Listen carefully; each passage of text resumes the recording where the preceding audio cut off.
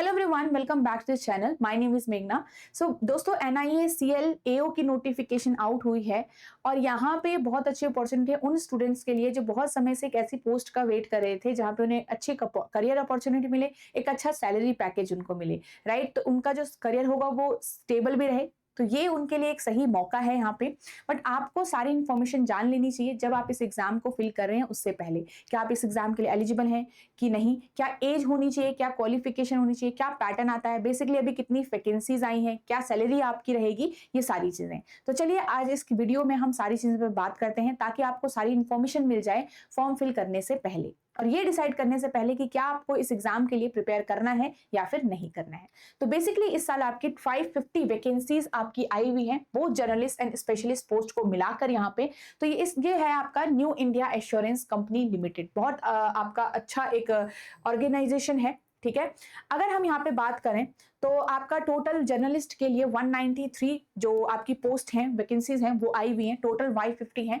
यहाँ पे category wise भी आपकी वैकेंसीज आई हैं, तो आप देख सकते हो यहाँ पे अपनी कैटेगरी के हिसाब से। अगर हम बात करें, रिस्क इंजीनियर 50 वैकेंसीज हैं टोटल, ऑटोमोबाइल इंजीनियर 75 वैकेंसीज हैं, लीगल स्पेशलिस्ट यहाँ पे 50 वैकेंसीज हैं, अकाउंट स्पेशलिस्ट यहाँ पे 25, एओ हेल्थ 50 वैकेंसीज हैं।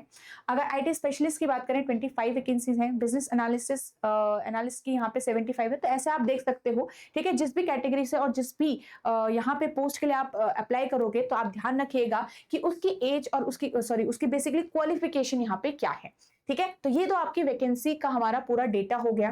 एंड कैटेगरी वाइज आप अपना डिसाइड करिएगा कौन जो भी कैटेगरी पे आप यहाँ पे बिलोंग करते हो उस कैटेगरी में आपकी कितनी वैकेंसीज हैं, ठीक है। चलिए, अगर हम नेक्स्ट यहाँ पे बात करें इंपॉर्टेंट डेट्स की, तो आपका जो ऑनलाइन रजिस्ट्रेशन स्टार्ट हो रहा है वो 7 अगस्त से आपका स्टार्ट हो रहा है। 7 to 30 अगस्त आपका यहाँ पे आपका रजिस्ट्रेशन चलेगा। तो ऑलरेडी आपका रजिस्ट्रेशन स्टार्ट हो चुका है, ओके। चलिए, अगर हम यहाँ पे बात करें फेज 1 ऑनलाइन एग्जामिनेशन की, इसका मतलब 2 फेज हो रहे हैं आपके। तो ऑनलाइन एग्जामिनेशन फेज 1 आपका होगा यहाँ पे 14 सितंबर में, एंड फेज 2 जो आपका मेंस एग्जामिनेशन है वो आपका 29 अक्टूबर में होगा, जिसमें आपका ऑब्जेक्टिव प्लस डिस्क्रिप्टिव दोनों होगा। इस पे भी हम बात करेंगे कि क्या है यहाँ पे ये पूरा इसको डिस्क्राइब करके, ठीक है। तो 14 सितंबर आपका प्री वाला पार्ट है एंड मींस वाला पार्ट आपका 29 अक्टूबर है, ओके। चलिए, अब यहां से हम आगे बढ़ते हैं इसके अंदर। तो बेसिकली सबसे पहले हम ये समझते हैं कि हमारी एजुकेशन क्वालिफिकेशन जो होगी वो क्या होगी यहाँ पे। तो जो जर्नलिस्ट पोस्ट के लिए हैं, तो आप अगर a candidate must process a minimum qualification of a graduation, तो मिनिमम क्वालिफिकेशन क्या है आपका, ग्रेजुएशन। तो अगर आप यहाँ पे एक ग्रेजुएट पर्सन हैं तो आप इस फॉर्म के लिए, इस जर्नलिस्ट पोस्ट के लिए एलिजिबल रहते हैं, ठीक है। तो यहाँ पे आपका क्या लिखा हुआ है, आपको बोला गया है कि by central government with at least 60% in either of the degree examination. तो यहाँ पे आपको एक मिनिमम जो परसेंटेज मार्क्स है वो भी ध्यान रखना, ठीक है। तो अगर आपके यहाँ पे 60% से नीचे हैं और अगर आप जर्नलिस्ट पोस्ट के लिए यहाँ पे ट्राई करो, ग्रेजुएट हो आप, तो आप एलिजिबल नहीं हो। आपके 60% वाला जो मार्क है वो क्रॉस करना चाहिए, 60% एटलीस्ट आपके मार्क्स होने चाहिए ग्रेजुएशन में। अब यहाँ पे SC ST PWBD कैंडिडेट्स के लिए 55% मार्क्स है, ओके।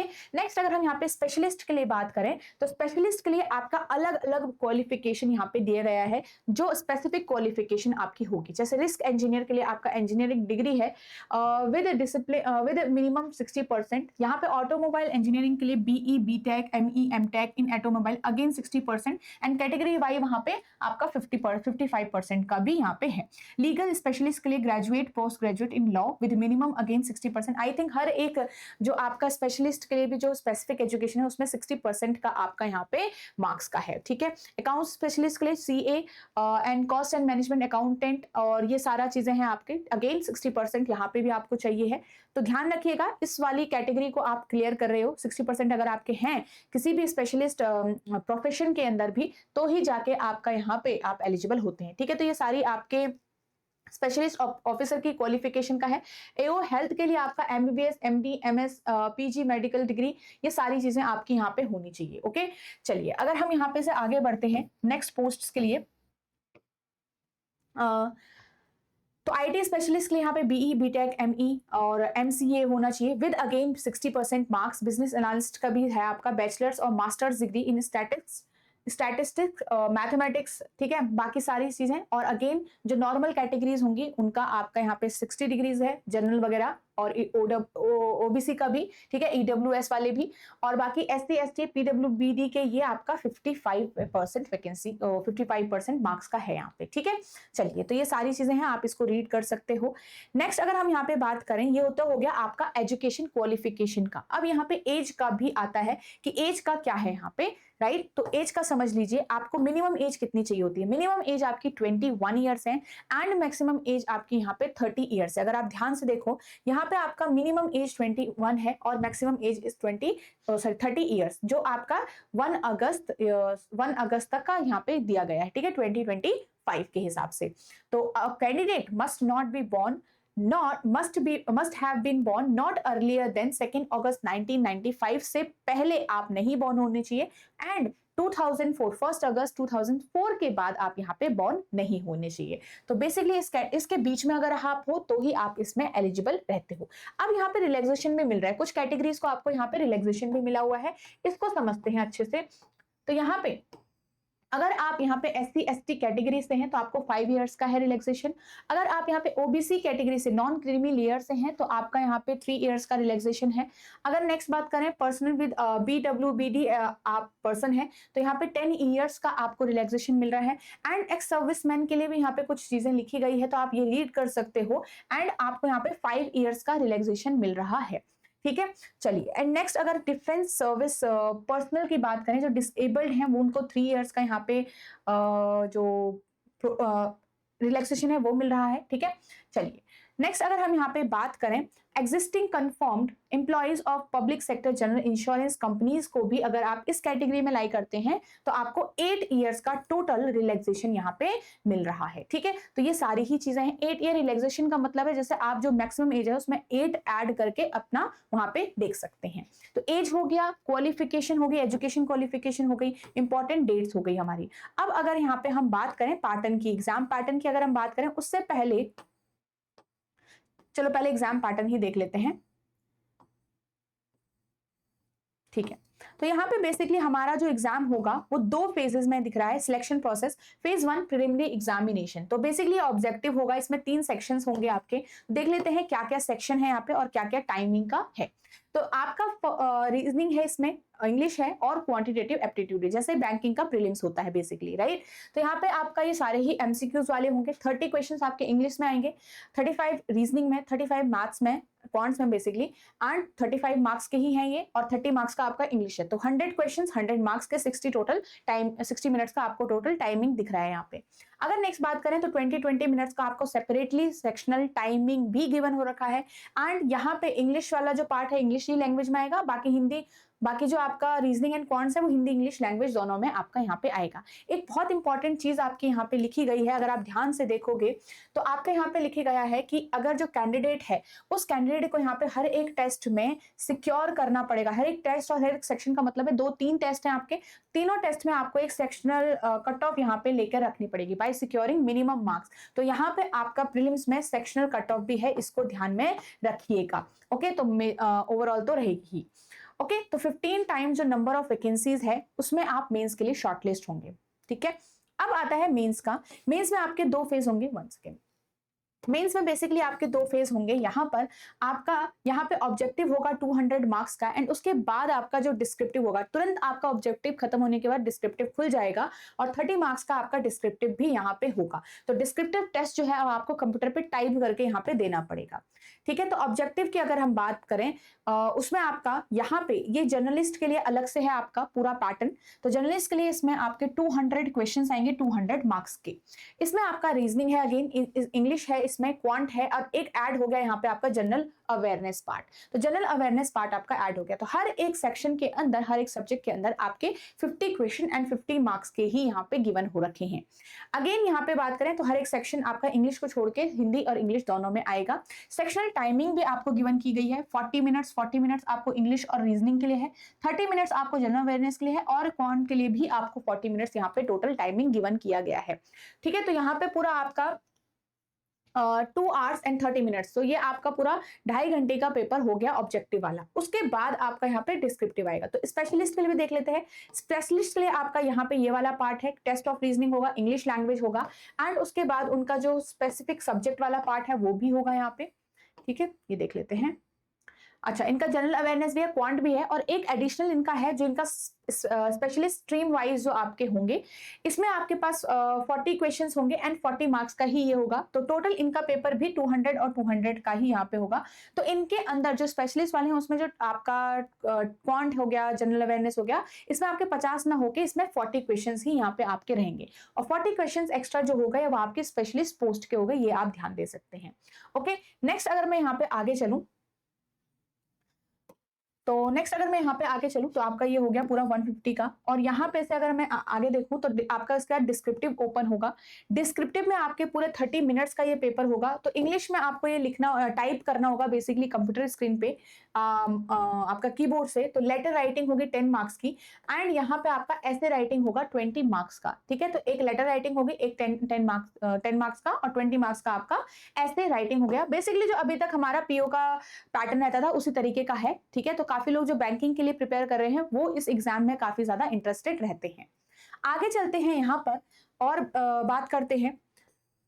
तो a candidate shall be required to qualify the descriptive test but the marks in the descriptive test will not be counted towards shortlisting for the interview or the for final selection। तो basically आपको descriptive test जो है वो qualify तो करना पड़ेगा, but जो descriptive के मार्क्स वगैरह हैं वो आपके फाइनल सिलेक्शन में नहीं ऐड होंगे और इंटरव्यू के लिए भी यहाँ पर नहीं ऐड होंगे। ठीक है, सो रॉन्ग आंसर के लिए भी पेनल्टी आपको मिलेगी, वही आपका जो रहता ही है 1/4 का आपको यहाँ पे पेनल्टी मिलने वाली है। अगेन यहाँ पे मेंस के लिए एक चीज समझ लीजिए, each candidate will be required to obtain a minimum score for each section objective test separately। तो यहाँ पे अगेन आपको समझ में आ गया, जो प्री वाला पार्ट है उसमें भी आपका यहाँ पे सेक्शनल कट ऑफ है एंड यहाँ पे भी आपका जो है सेक्शनल कट ऑफ है, तो इसको ध्यान में रखिएगा। ठीक है, यहाँ पे क्लियरली साफ साफ लिखा गया है। ओके, चलो अब आगे यहाँ पे से चलते हैं। आपको अगेन 1/4 का आपको जो नेगेटिव मार्किंग है वो मिलेगा, तो एक्यूरेसी रखनी पड़ेगी आपको। एंड यहाँ पे process of arriving at scores आप देख सकते हो। तो ऑनलाइन एग्जामिनेशन,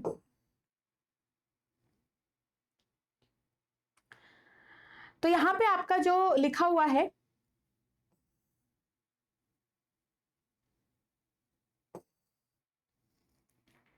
ठीक है, so cut off are applied in 2 stage. Cut off आपके 2 स्टेजेस में अप्लाई होगी और आपका यहाँ पे इंडिविजुअल टेस्ट जैसे मैंने आपको बताया वो सेक्शनल टाइमिंग वाला और टोटल स्कोर भी आपका यहाँ पे होगा।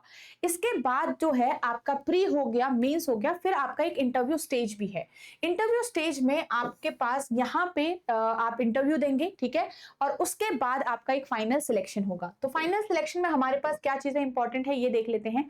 तो final selection will be based on the consolidated marks of the mains exam and the interview. अभी आपको समझ आ गया जो हम फाइंड आउट कर रहे थे कि हमारे पास जो फाइनल सिलेक्शन होगा उसमें मार्क्स कहाँ के जुड़ेंगे, उसमें हमारे मार्क्स जुड़ेंगे मेंस एग्जामिनेशन के जो ऑब्जेक्टिव वाला पार्ट है, डिस्क्रिप्टिव सिर्फ क्वालिफाई करना है, ठीक है, और इंटरव्यू के हमारे मार्क्स जुड़ेंगे फाइनल सिलेक्शन के लिए। फिर जब आप फाइनली सिलेक्ट हो जाते हो इसके अंदर, तब आपको यहाँ पे कहाँ क्या पोस्टिंग का रहता है, क्या बॉन्ड वगैरह रहता है, इस पे हम अब बात करते हैं। ठीक है, तो ये तो सारी चीजें हो गई एज की, क्वालिफिकेशन की, एलिजिबिलिटी के लिए आपका पैटर्न हमने समझ लिया, प्रोसेस हमने समझ लिया यहाँ पे, और सिलेबस आपका बैंकिंग जैसा ही है क्योंकि यहाँ पे पैटर्न आप देख रहे होंगे, सब्जेक्ट्स भी आपके बैंकिंग वाले ही हैं।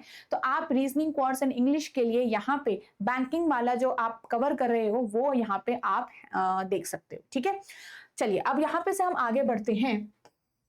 आप एडुटैप बैंकिंग चैनल देखेंगे, उसमें भी आपको काफी सारी चीजें मिलेगी जो आपके एग्जाम की प्रिपरेशन के लिए हेल्पफुल होगा। तो एडुटैप बैंकिंग चैनल आप सब्सक्राइब कर सकते हैं, वहां पे डिफरेंट सेशंस हैं, रीजनिंग के लिए भी, क्वांट्स के लिए भी, इंग्लिश के लिए भी, तो वहां से भी आप प्रैक्टिस कर सकते हैं। ओके, तो चैनल को जरूर सब्सक्राइब करिएगा अगर आप चैनल पे न्यू हैं। सो अगर हम यहाँ पे से आगे चलते हैं तो यहाँ पे आपका बॉन्ड का भी कहा गया है एंड सैलरी पे भी हम थोड़ा बात कर लेते हैं। ठीक है, तो सैलरी की क्या बात है, और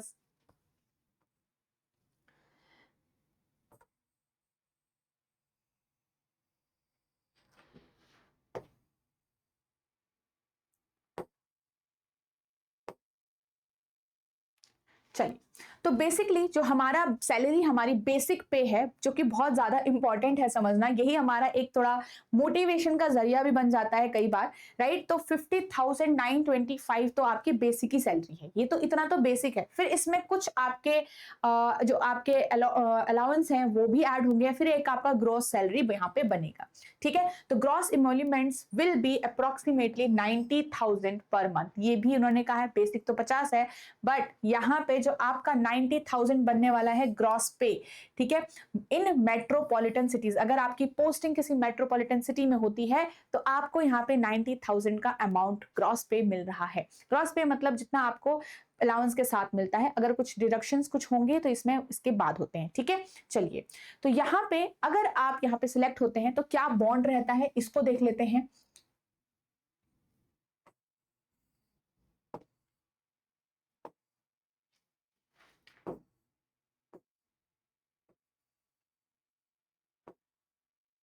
कि कोई बॉन्ड वाला का प्रोसेस है या फिर नहीं है हमारा इसमें, ठीक है?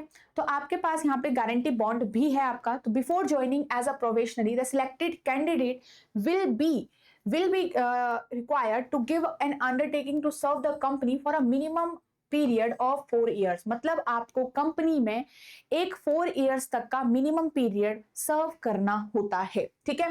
तो इंक्लूडिंग द प्रोबेशनरी पीरियड, इसी 4 साल में आपका प्रोबेशन पीरियड भी क्या है, इंक्लूड है।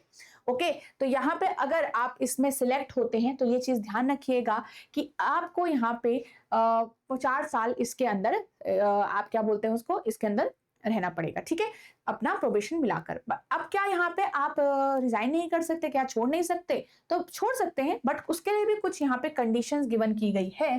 कंडीशंस ये है कि अगर कोई कैंडिडेट रिजाइन करता है कंपनी से इस टाइम से पहले, during the probation period and the candidate who service are terminated, मतलब अगर आप एक ऐसे कैंडिडेट हैं जो ये 4 साल से पहले कंपनी को छोड़ के जाते हैं, या फिर कंपनी आपको आपका जो टाइम पीरियड है वो टर्मिनेट करती है, आपकी सर्विसेज टर्मिनेट करती है कंपनी के अंदर, तो आपको यहाँ पे क्या करना पड़ेगा? तो आपको जो आपकी कंप्लीट जो आपका सैलरी है, ग्रॉस सैलरी है, ठीक है, received by them during an entire services in the company, ठीक है, तो आपको यहाँ पे करना पड़ेगा। तो जितना भी अभी तक आपको कंपनी ने दिया है वो आपको यहाँ पे करना पड़ता है, ठीक है? तो यहाँ पे क्या लिखा हुआ है, आपको पे करना पड़ेगा 1 साल की ग्रॉस सैलरी। बेसिकली जो आप करोगे पे, यहाँ पे 1 साल की ग्रॉस सैलरी पे करनी पड़ेगी। बेसिक नहीं, याद रखना, ग्रॉस सैलरी जो आपको अभी मैंने 90,000 बताई थी मेट्रोपॉलिटन सिटी में, उसी हिसाब से। तो ग्रॉस सैलरी 1 साल की आपको पे करनी पड़ेगी विद एडिशनल अमाउंट ऑफ 25,000 यहाँ पे। ओके, अब नेक्स्ट अगर हम यहाँ पे बात करें तो ये तो आपका बॉन्ड का हो गया कि अगर आप 4 साल से पहले यहाँ पे छोड़ते हो तो क्या सीन है। बाकी 4 साल आपका प्रोबेशन रहता है, ठीक है? मतलब सॉरी, आपका जो बॉन्ड पीरियड यहाँ पे रहता है।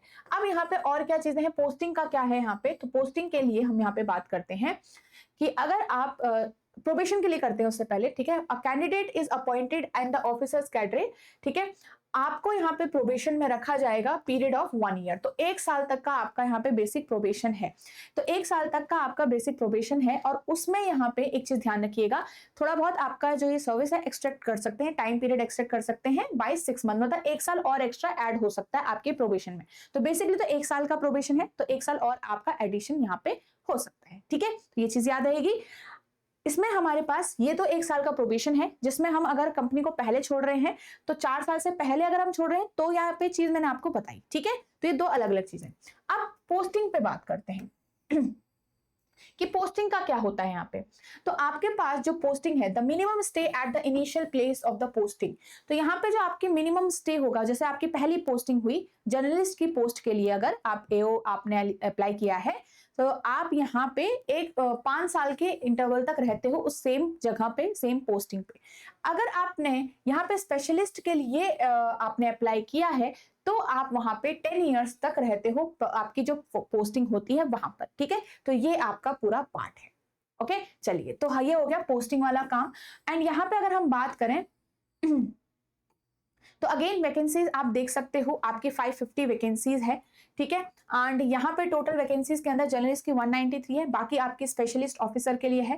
एंड नो आपको यहाँ पे ऑनलाइन मोड से ही अप्लाई करना है, this is the website here. And registration को अप्लाई करने के लिए आपको जो लिंक है वो इस वीडियो के डिस्क्रिप्शन में भी मिल जाएगा। ओके, चलिए, तो ये सारी चीजें हैं। And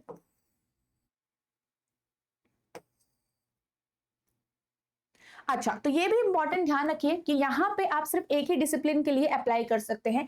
the candidate should apply for only one discipline only. The application made for one more than one discipline will render all the application, मतलब आपके सारी ही एप्लीकेशन फिर इनवैलिड हो जाएंगी। तो अगर जैसे एक पोस्ट के लिए करें तो दूसरे के लिए मत करिएगा, ध्यान से इसीलिए पढ़कर करिएगा कौन सी पोस्ट के लिए आप एलिजिबल हैं क्वालिफिकेशन वाइज। ठीक है, चलिए, तो ये सारी ही चीजें थी। आई होप आपको सारी इन्फॉर्मेशन समझ में आ गई होगी एंड ये वीडियो आपको हेल्पफुल लगी होगी, तो वीडियो को लाइक जरूर करिएगा। एंड अगेन मैंने आपको बताया कि आप एडुटैप बैंकिंग चैनल से भी प्रिपरेशन कर सकते हैं, क्योंकि रीजनिंग, क्वांट्स एंड इंग्लिश ही आपका सेम ही आ रहा है, बैंकिंग जैसा ही होगा, और नंबर ऑफ क्वेश्चन भी उसी तरीके के हैं। अगर हम प्रीलिम वाला पार्ट देखें तो आप यहाँ से प्रैक्टिस कर सकते हैं। तो अगर आप चैनल पे न्यू हैं तो चैनल को जरूर सब्सक्राइब कर लीजिएगा। डिफरेंट सेशंस आपके हैं जहां से आप प्रैक्टिस कर सकते हैं। So all the best everyone if you are going to prepare for this exam, and thank you so much.